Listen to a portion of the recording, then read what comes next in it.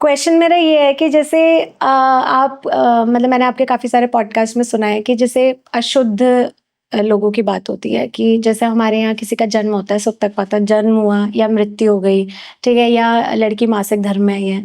तो मुझे ना ये लगता है कि एज़ अ वुमन कि हम लोगों के साथ ना बहुत डिस्क्रिमिनेशन होता है कि जैसे अब इतना ज़्यादा ये माइंडसेट में बैठ चुका है कि अब हमें खुद ही लगता है कि ये चीज़ सही नहीं है।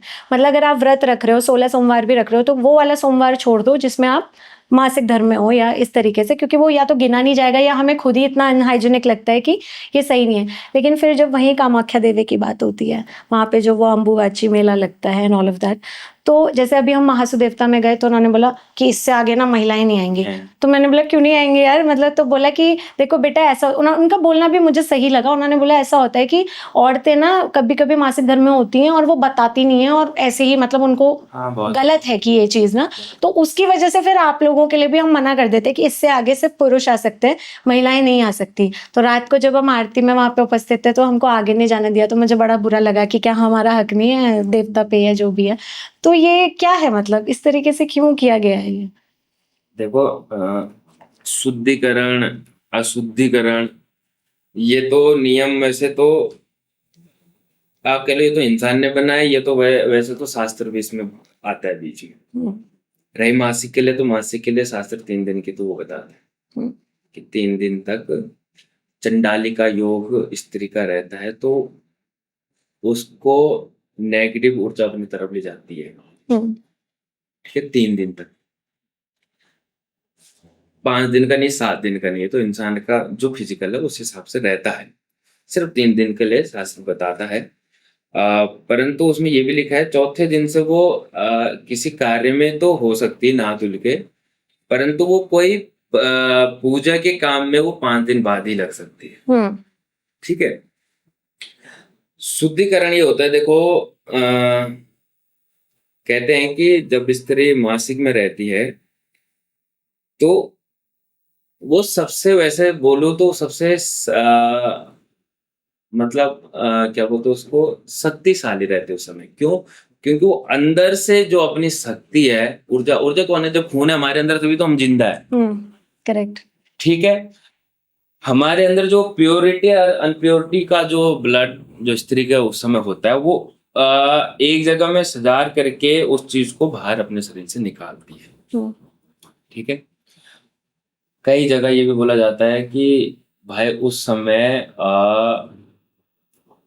थोड़ा नेगेटिव चीजें ज्यादा स्त्री को प्रभावित करती हैं। उस समय अशुद्धि ऐसे रह जाती है कि मतलब जो स्त्री मासिक में है वो साफ रहे, उस पे कोई गलत चीज अगर कोई भी अनहाइजीनिक चीज अगर लगती हैं तो उस पर असर करेंगी, जल्दी से करेंगी। पहले क्योंकि इतना फैसिलिटी नहीं थी, आज तो बहुत चीजें हैं, तो उस चीज के लिए कहते थे कि भाई अब पहले क्या होता था ना, गांव में क्या होता था, मैं आपको तो सच्चाई बताऊं, गांव में क्या होता था, एक गांव है, एक पानी का स्रोत है। ठीक है। उसी पानी के कुएं से, कुआं लगा लो, धारा लगा लो, उसी पानी के कुएं से भगवान का पानी भी जाना है, उसी से किसी के घर का भी जाना है, उसी से फिर वही महिला भी ले जाएगी। वहां पे कहीं ना कहीं अशुद्धिकरण होता था। तो इसलिए कहते थे कि कहीं पे अगर किसी को बच्चा हुआ हो तो वहां पे नहीं जाना। देखो आज चीजें अलग हो गई। आज बच्चा हुआ दिल्ली और किसी ने दिया देना बंद कर दिया गांव में ना। पहले क्यों होता था? क्योंकि भाई पानी एक है, आपका रास्ता एक है, आपका सब कुछ स्रोत एक है।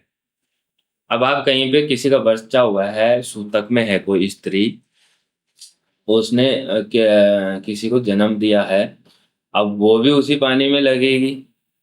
अब कोई पंडित पुजारी कहीं पे मंदिर के लिए पानी ले जा रहा है, वो भी उसमें लगेगी। तो इसलिए कहते थे कि भाई 11 दिन तक, 21 दिन तक वो स्त्री ना आए। अब परिवार के लिए इसलिए कहते थे क्योंकि दिन रात वो भी उनके साथ रह रहे, तो इसलिए बोलते थे कि लस्ट फर्स्ट होता है। सेम मासिक धर्म वालों के लिए होता था। जो आपने बोली कि मासू देता हूँ गए, ठीक है, वहां तो बल्कि इतना नियम भी कि वहां पुरुष भी अंदर नहीं जा सकता। पुरुष भी की भी एक सीमा है, उसके बाद पुरुष भी अंदर नहीं जा सकता। वही जाएंगे जो पंडित होंगे। बहुत जगह ऐसे नियम। बहुत जगह है। सब मासिक का तो लगभग सब जगह है, होना भी चाहिए। और जो स्त्री ऐसा करते हैं कि हो गया मैं तो साफ हूँ, बहुत बोलते हैं। बहुत कहते हैं। दूसरे दिन बोलते हैं कि मेरी उम्र है मैं तो साफ हूँ। अरे भाई, तो साफ एक ही दिन में अगर साफ हो गई तो फिर ये बेवकूफ है जो और 7-7 दिन तक हो गए।